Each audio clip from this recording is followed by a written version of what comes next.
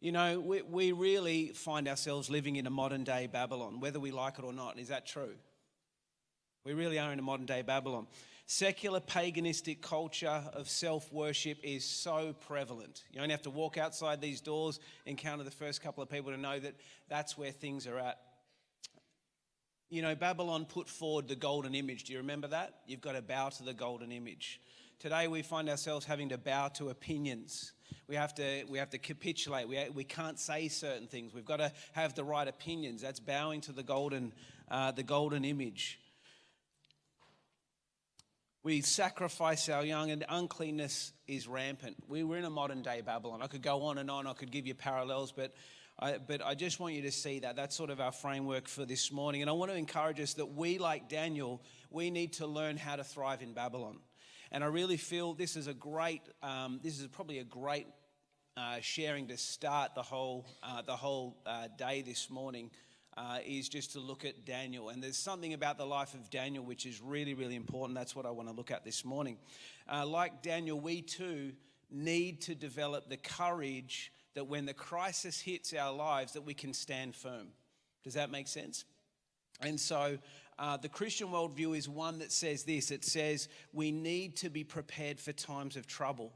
I meet a lot of Christians and they're doing everything they can to try and avoid trouble, everything they can to try and put suffering aside. But Jesus says this in John 16. He said, in the world you will have tribulation, but take heart, I have overcome the world. So here's the hope for us. Although we live in like a modern day Babylon, darkness and all this stuff going on, and we can get caught up in this and that and the worry of it all, Jesus has overcome the world, and we come from a place of victory when we look at worldview. Can I get an amen for that? Is that okay? Daniel certainly had troubles in his day. I'll outline just a few for him, okay?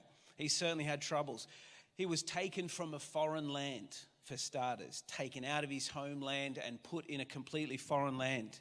He became a eunuch, slight troubles there. The prospect of a married life and family and kids wasn't really a thing for him. Resisting temptation at the king's table, he said no to what the king was offering because he knew that through the offering of what was at the king's table, his appetites, he could be rewired to become like Babylon. He interpreted the king's dream, but he said, no, I can't do it, but God can do it. It's not in my power, but God can do it. Could have had his head cut off right there and then. He had his peers conspire against him. He prayed as usual at his window, as was his custom. And then, as we know the great story, he was thrown into the lion's den. So here's the question that I want us to look at this morning. Why look at Daniel as our example for living in modern day Babylon? And I want to posit this answer. This is why I think we should be looking at Daniel. He's a picture of what the church of courage looks like in today's culture. I'll say that again. Daniel is a picture of what the church of courage looks like in today's culture as we face down a worldview of secular naturalism. And the church really at this point in time, to some degree, has lost its backbone. And this is coming to Daniel, is looking at how can we develop backbone. And that's what I want to talk about this morning. The church of the 21st century, I'm sure you will agree, needs to rediscover its courage. Is that okay? Sorry, I'm used to hearing amens and things like that. So I'll say this again. The church of the 21st century needs to discover its courage. Us as individual believers, us as a church, we need to be able to discover our courage again. And so in Daniel, we can actually identify a pathway to courage. And I want to give you three things. I've only got the one slide. I just wanted you to keep the focus on. This is the title. But I want to give you three things this morning that are a pathway to courage. And we can see them in Daniel. If I had more time, obviously we'd unpack it. But I'm really saying, let's look at Daniel. I'm wanting to inspire to go and look at him. The first thing is this. We need to develop an inner conviction that transforms our hearts.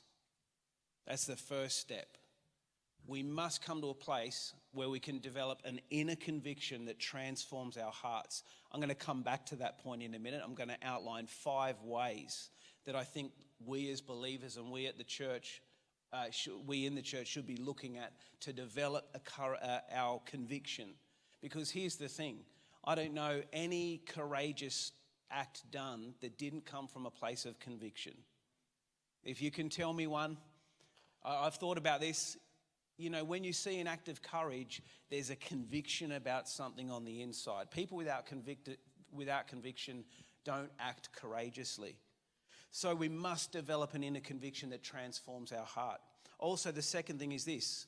This leads, when our heart's transformed, it leads to us making certain commitments. We start to lay our life down. You know, in Romans 12 it says, it talks about being a living sacrifice. What does that mean? It means we lay our lives down, we make commitments, we make choices, coming to church, coming to worldview summits, getting on our knees, praying, all those things. We make commitments that transform our lifestyle. Conviction transforms our heart, and then our commitments transform our lifestyle. Thirdly, this leads to courage that is going to transform our world. When the crisis hits, when those troubles come and we can stand courageously, that is what the world notices, and that is what stands out. Is that okay? So I want to sidestep to the question of, okay, where does worldview fit in? Is worldview just an add-on? Is it just an extra to my daily devotion, my Christian life? I want to posit that it's actually not. Worldview isn't just an optional extra course. Worldview is something that we must fundamentally come to, we must understand.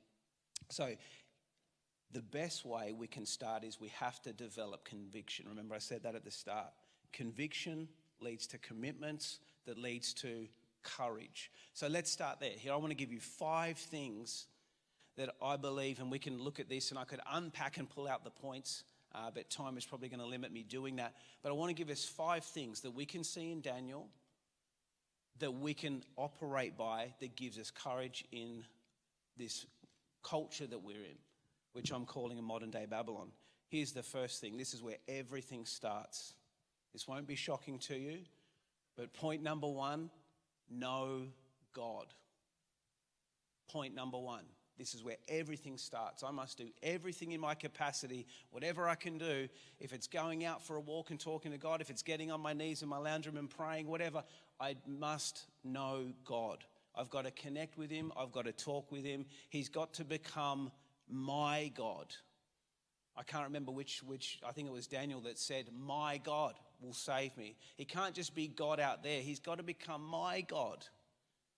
Not in an individualistic sense, but I must know. I must be able to say, my God will supply all my needs. Is he your God? That's the first place to start. You can't go to B without going to A. The next thing is this. We must know our identity.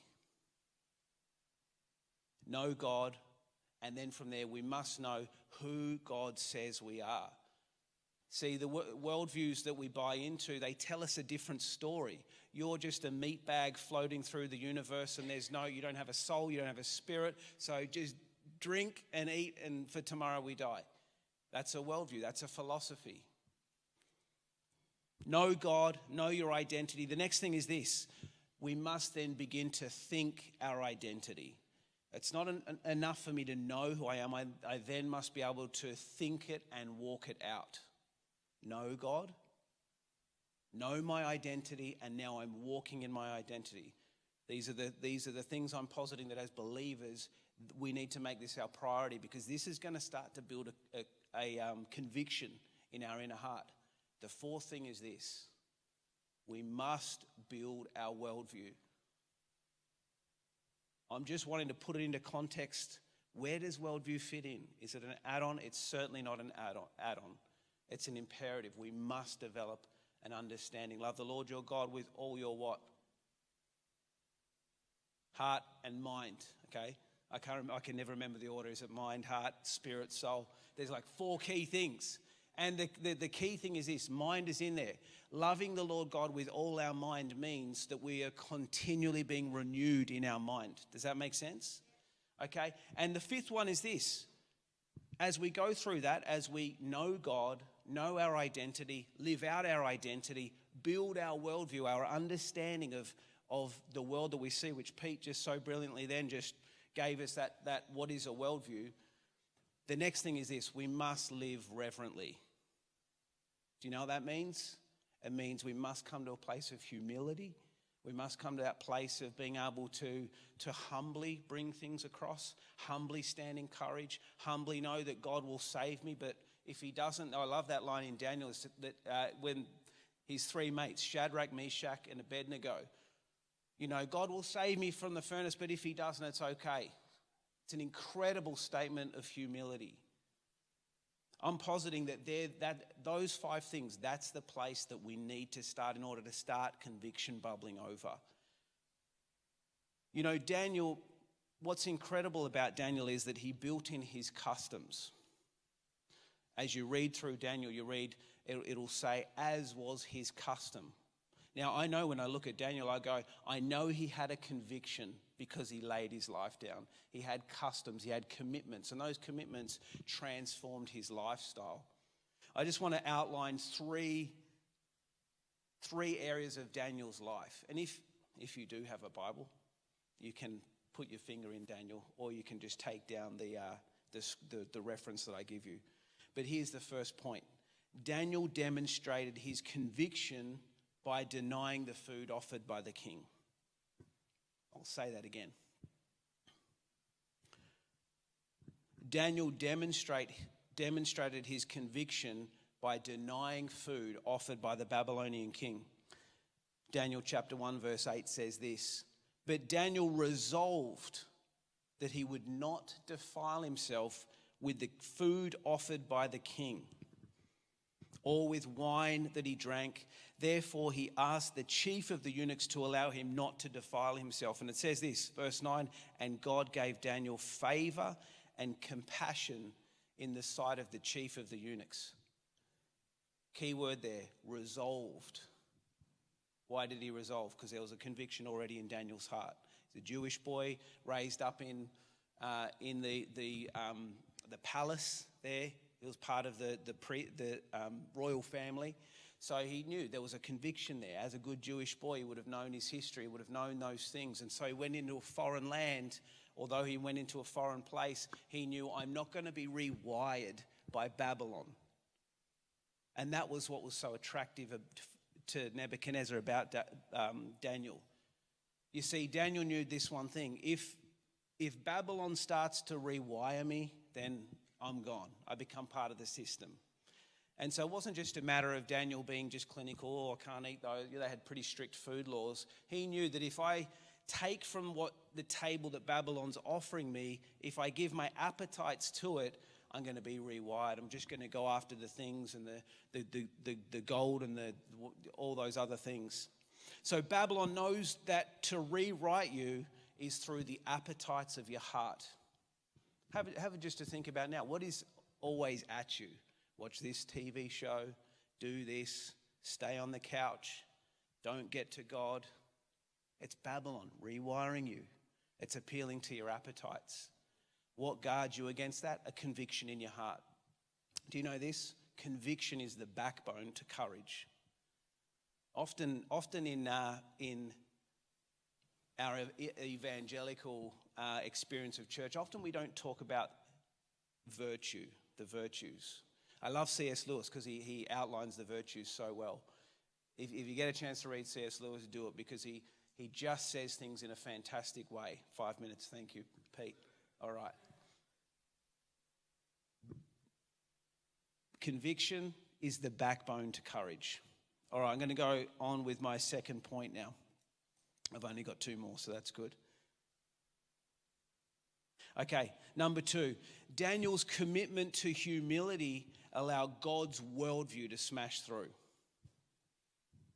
I'm telling you, there's so much in Daniel that we've got to get to, and we've just got to look at how he handled Babylon.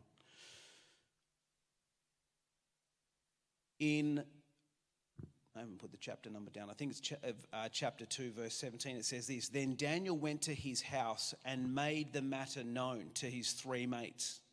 And he told them to seek mercy from the God of heaven concerning this mystery, so that Daniel and his companions might not be destroyed with the rest of the wise men of Babylon. So the king put out a decree, if no one can tell me my dream, all the wise men, your heads are gone. Daniel shows humility in the sense that seek mercy. That also could be said, pray. Pray the heck to God that we can do this. And then the mystery was revealed to Daniel. And then I want to show you this, God's worldview. So because Daniel was humble, God's worldview smashes through. And we read on in verse 20, it says this.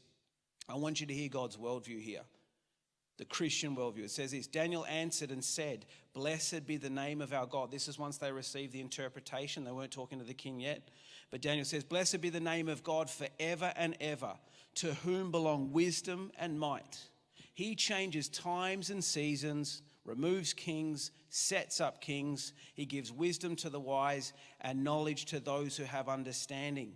He reveals the deep and hidden things. He knows what is in the darkness, and the light dwells with him. To you, O God of my fathers, I give thanks and praise, for you have given me wisdom and might, and have now made known to me what we asked you for.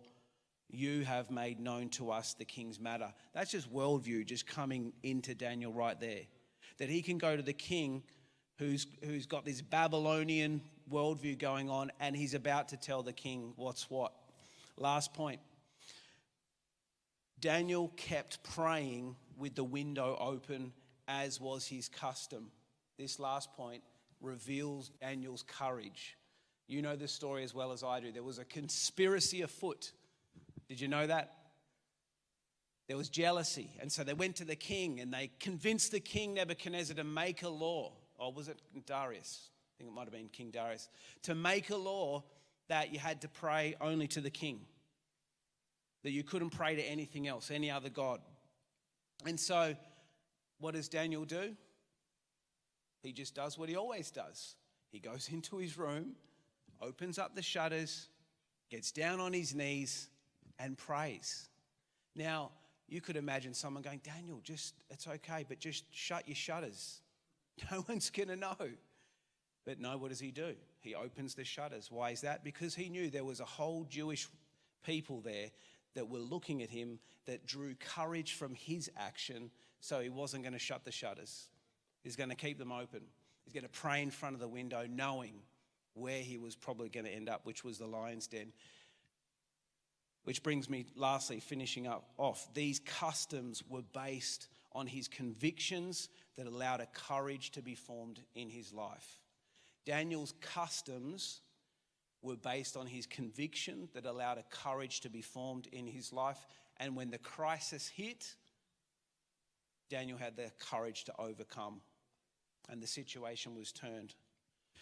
So when we get the inner conviction that affects our hearts, it's going to spill over into us making commitments that transform our lifestyles, which in turn builds in us a courage which helps us to transform the world.